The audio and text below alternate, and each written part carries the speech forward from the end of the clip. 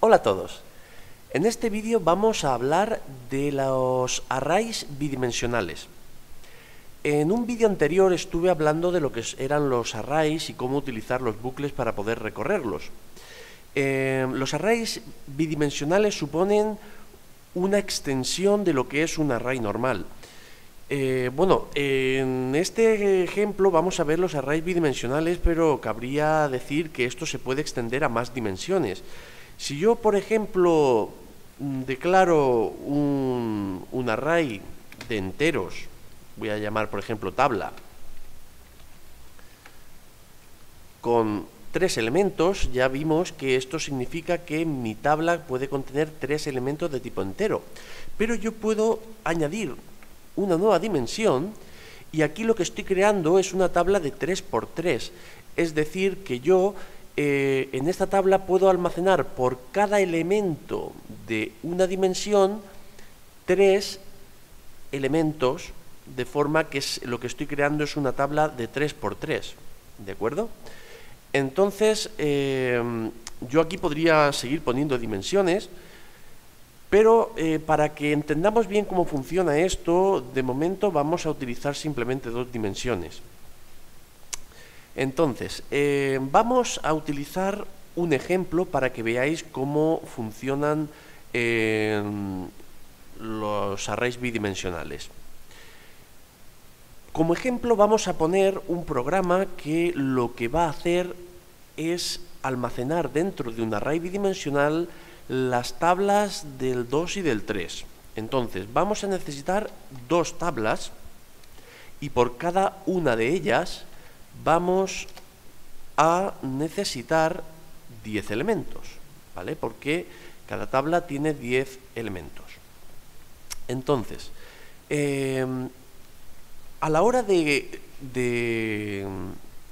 crear un array, puedo inicializarlo dando los valores de cada una de las dimensiones encerrados entre llaves. Es decir, que yo podría hacer algo como esto. Por ejemplo, la primera dimensión va a ser la tabla del 1, con lo cual los elementos serían 1, 2, 3, 4, 5, 6, 7, 8, 9 y 10. Y luego, separado con una coma, voy a poner los elementos de la segunda dimensión, que va a ser la tabla del 2. 2. Bueno, como son 10 elementos, voy a hacerlo del 1 al 10. El 0 se supone que no está, si no tendría que declarar 11, ¿vale? Para que estuvieran los 10 elementos más el 0. Entonces, 2, 4, 8, 6, 8, 10, 12, 14, 16, 18 y, 20. Vale, si no me he equivocado, están todos. Entonces, mi programa ahora mismo en la dimensión 0 está guardando la tabla del 1 y en la dimensión segunda está guardando cada uno de los elementos de esa tabla. He dicho 0 porque realmente sabemos que si son 2 dimensiones, esta va a tener 2 posiciones, la 0 y la 1. Y esta va a ir también del 0 al 9. Entonces, realmente es la primera dimensión, eliges la tabla y con la segunda dimensión eliges el elemento de esa tabla. Entonces vamos a decir, por ejemplo, le vamos a decir al usuario que nos diga qué tabla indica la tabla, qué quiere consultar. Entonces vamos a leer, bueno, aquí vamos a dejarlo así, vamos a crear una variable entera para la tabla vamos a llamarle T, por ejemplo, y E del elemento dentro de la tabla. Entonces, vamos a leer la tabla y ahora vamos a decirle al usuario que indique el elemento. Vale, entonces aquí ponemos que indica el elemento. Y a continuación vamos a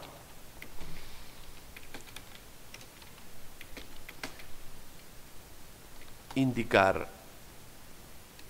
resultado. Y aquí vamos a poner el resultado de esa tabla. Quiere decir, si por ejemplo el usuario dice la tabla del 1, el elemento 3, pues 3 por 1, ¿vale? Aquí nos dará el resultado que va a sacar de la tabla, es decir, no lo va a multiplicar, lo va a sacar de la tabla. Entonces, hemos dicho que si él dice la tabla del 1, tendremos que acceder a la primera posición de la tabla, que es la 0, con lo cual será t menos 1. Y luego el elemento, si él dice que es el elemento 3, esta es la posición 0, 1 y 2. Entonces aquí también e menos 1.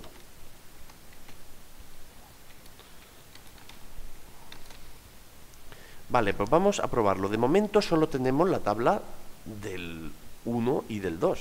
Entonces no tiene sentido que le pongamos la tabla del 3. De hecho, deberíamos de comprobar que esos valores que nos introducen no nos hace que nuestro programa se salga de las posiciones que tiene mi tabla, si no nos generaría un error. Vale, aquí nos encuentra un error porque falta el punto y coma. Entonces, la tabla del 1, elemento 5, resultados 5. Ahora vamos a poner la tabla del 2, elemento 5, resultados 10. Vale, ahora vamos a hacer lo mismo, pero vamos a utilizar todas las tablas de multiplicar. Ya no solo la del 1 y la del 2, sino que vamos a utilizar las tablas desde el 1 hasta el 10. Entonces, para eso vamos a tener 10 tablas de 10 elementos. Pero, como son muchos números los que... Bueno, se podría poner, pero como son muchos números los que voy a tener que introducir, voy a hacer que el programa genere esas tablas. Entonces, así vamos a ver también un ejemplo de cómo recorrer una tabla utilizando bucles. En este caso, voy a utilizar el bucle for porque es muy adecuado en este momento utilizar un bucle for, ya que sabemos dónde comenzamos y dónde vamos a acabar. Entonces, comenzamos en la posición 0 y mientras sea menor que 10, no menor o igual, porque la posición 10 no existe, si hay 10 elementos van del 0 al 9, entonces mientras sea menor que 10, lo que voy a hacer es ir de 1 en 1. Y ahora dentro de este bucle lo que hace es recorrer cada una de las tablas, ¿vale? Y luego dentro voy a hacer un bucle interno que genere cada uno de los elementos de las tablas. Entonces, el bucle va a ser exactamente igual, puesto que se tratan de 10 elementos. J++. Ahora vamos a poner tabla y J es igual a, y como hemos dicho, la posición 0 realmente es la tabla del 1, y luego el J0 es el elemento 1, con lo cual esto va a ser I más 1 multiplicado por J más 1. ¿De acuerdo? Entonces, de esa manera vamos a generar todas las tablas de forma automática. Ahora, por lo que decía antes, vamos a poner cada una de las peticiones dentro de un bucle do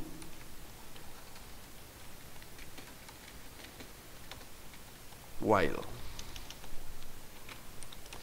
para que el usuario no me pueda meter la tabla 20 o la tabla -5, ¿vale? Porque esos valores no son válidos. Con lo cual vamos a poner, mientras t sea menor que 1 o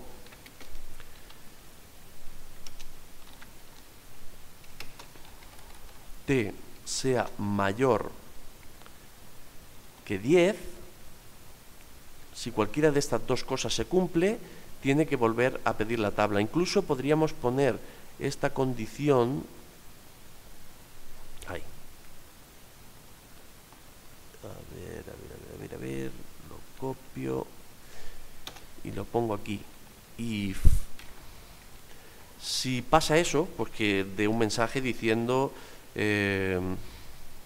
cout, la tabla debe estar entre 1 y 10.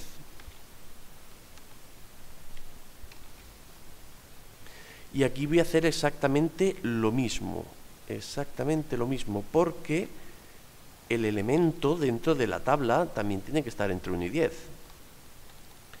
Entonces, si el elemento es menor que 1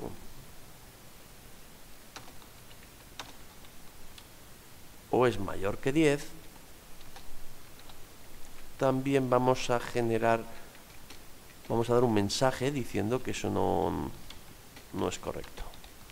Y además vamos a volver a pedir el elemento al usuario. Con lo cual aquí vamos a poner, en vez de la tabla, el elemento debe estar entre 1 y 10.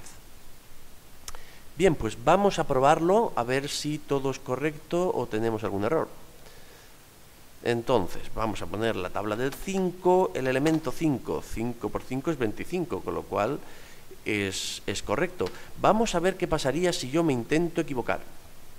Es decir, voy a meter la tabla del 20. La tabla debe estar entre 1 y 10. Aquí habría estado bien poner un salto de línea. Entonces, ahora voy a poner el 4, indica el elemento 45.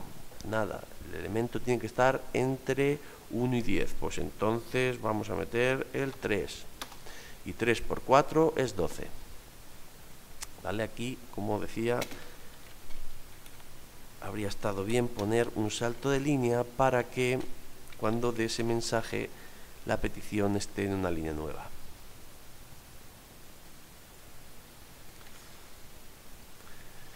Bien, pues en principio este ha sido el vídeo donde hemos explicado los arrays bidimensionales. Simplemente decir que yo, por ejemplo, imaginemos que quiero tener más dimensiones, simplemente tendría que añadir más dimensiones, pero llega un momento en que ya se hace un poco complicado trabajar con tantas dimensiones. Lo importante es entender cómo funciona este mecanismo y saber utilizarlo para aquellos ejemplos donde os haga falta. Por ejemplo, imaginaos que queréis hacer un programa para operar con matrices o algo así, pues este tipo de estructuras nos va a venir muy bien, porque en la misma variable puedo contener toda una matriz completa de valores. En fin, pues espero que os haya sido útil, que lo pongáis en práctica y nos vemos en el próximo vídeo. ¡Hasta luego!